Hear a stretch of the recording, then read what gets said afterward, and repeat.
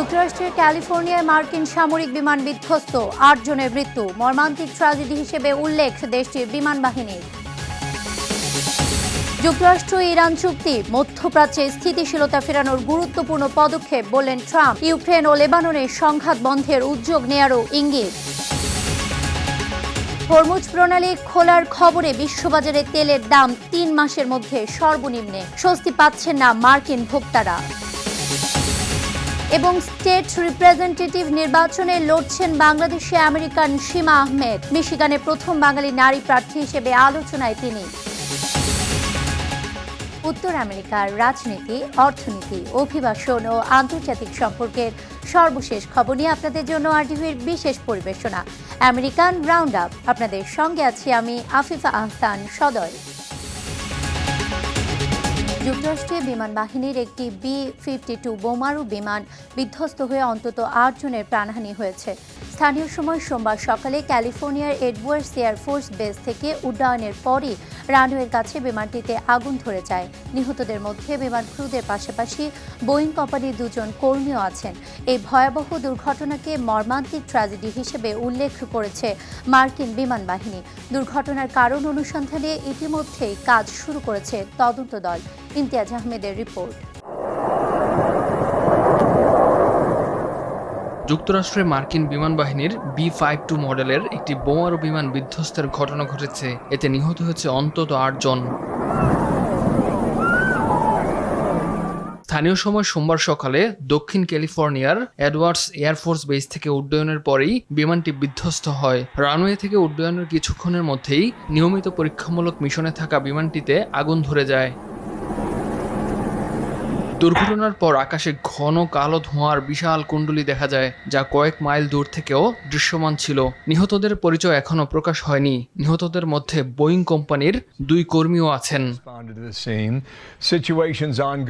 দুর্ঘটনার পর বিমান ঘাঁটির সব কার্যক্রম সাময়িকভাবে স্থগিত করা হয়েছে।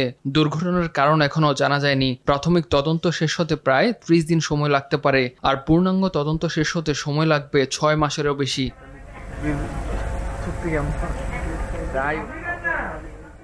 ঘটনাকে ভয়াবহ ট্র্যাজেডি হিসেবে উল্লেখ করেছেন এডওয়ার্ডস এয়ারফোর্স বেজের কমান্ডার কর্নেল জেমস হেইস। আমরা 8 জন মহান আমেরিকানকে হারিয়েছি। দুর্ঘটনাটি ছিল অসহনীয়, যেখান থেকে বেঁচে ফেরা খুব কঠিন ছিল। নিহতদের পরিবারের প্রতি গভীর শ্রদ্ধা জানাচ্ছি।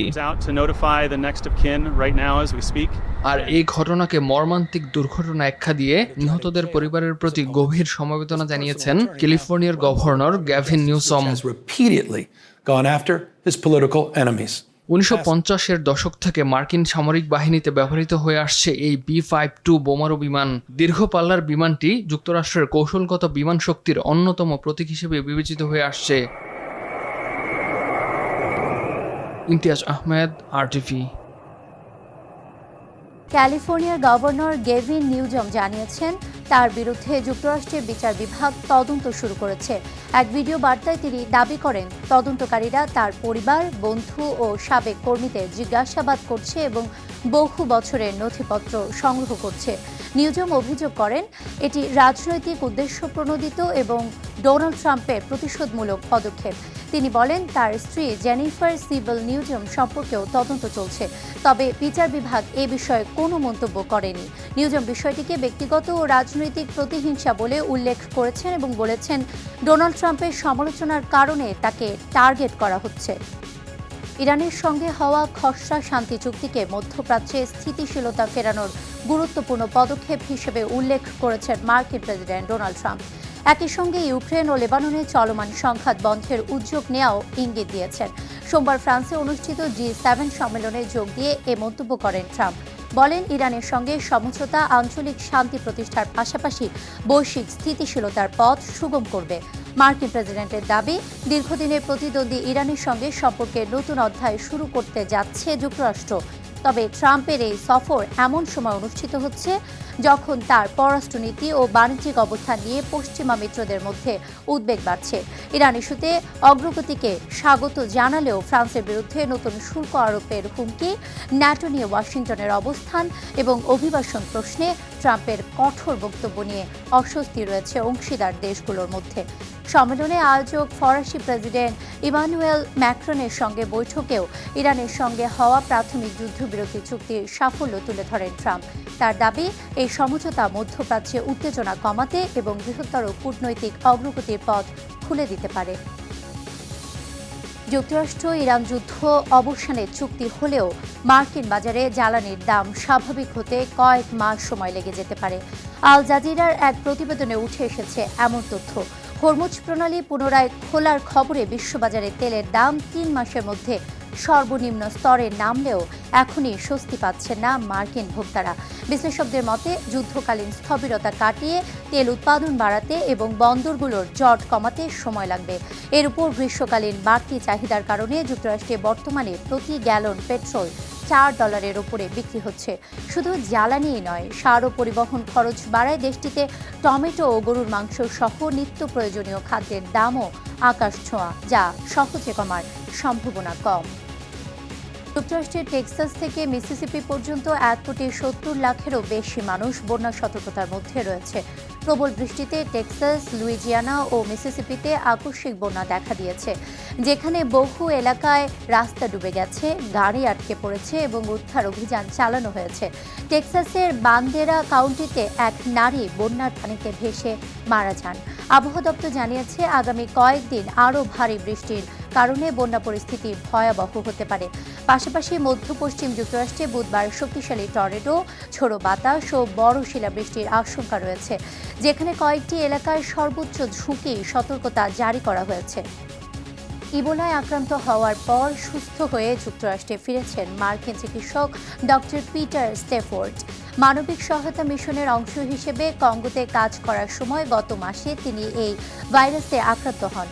চিকিৎসার জন্য তাকে জার্মানির বার্লিনে নেওয়া হয় এবং পরে সুস্থ হয়ে স্ত্রী রেবেকা স্ট্যাফোর্ড ও তাদের 4 সন্তানকে নিয়ে দেশে ফেরেন। এক বিবৃতিতে ডক্টর স্ট্যাফোর্ড জানান, তিনি এখন ভালো আছেন এবং পরিবারের সঙ্গে পুনর্মিলিত হতে পেরে কৃতজ্ঞ। কঙ্গোতে চলমান ইবোলা পরিস্থিতি নিয়ে উদ্বেগ প্রকাশ করে তিনি আক্রান্তদের জন্য প্রার্থনাও করেন। বর্তমানে কঙ্গোতে ইবোলায় আক্রান্তের সংখ্যা 782 জনে পৌঁছেছে। এতে মারা গেছেন 178 জন। এছাড়া প্রতিবেশী উগান্ডায় আক্রান্ত হয়েছেন 19 জন এবং মারা গেছেন 2 জন।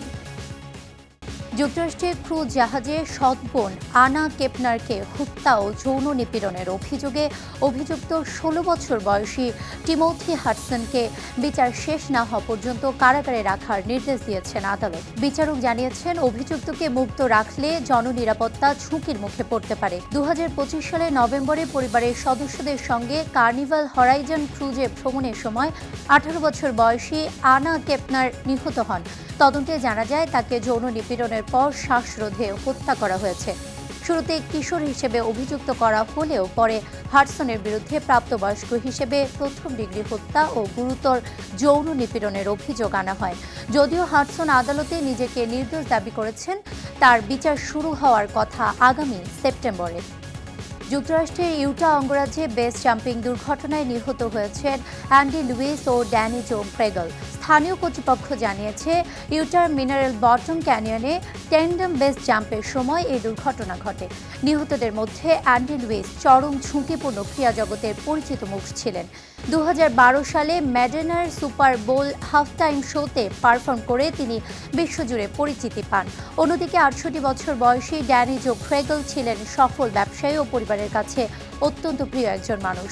বেস জাম্পিং এমন একটি খেলা যেখানে উঁচু পাহাড়, সেতু বা ভবন থেকে লাফ দিয়ে প্যারাশুটের সাহায্যে নিচে নামা হয়। বিশ্লেষকদের মতে এটি বিশ্বের সবচেয়ে ঝুঁকিপূর্ণ ক্রীড়াগুলোর একটি।